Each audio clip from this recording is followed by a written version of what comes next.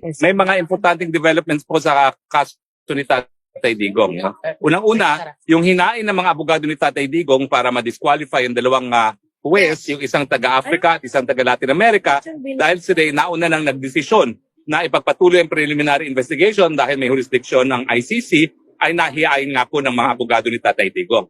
Iba po ito doon sa naunang hinain nila, kasi naunang hinain nila na napasura, iba yung legal basis, no? Ang sabi ng korte, yung legal basis ng nauna ay kapag voluntary disqualification, yung West mismo ang gusto mag-recuse.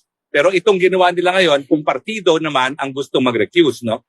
Now, ang development po dyan ay binigyan ng hukuman ang prosecution, pati na yung dalawang West, taga-Africa at taga-Latin America, na hanggang 22 May para sumagot at magkomento. Mabilis po yun, no? Kasi ilang araw lang, pinapakomento na sila. No? At importante nga po yan kasi kapag sinang-ayunan ng hukuman na walang jurisdiction, ibig sabihin, uwi na si Tatay Digong. No? Hindi na natin kinakailangan antayin ng Setyembre.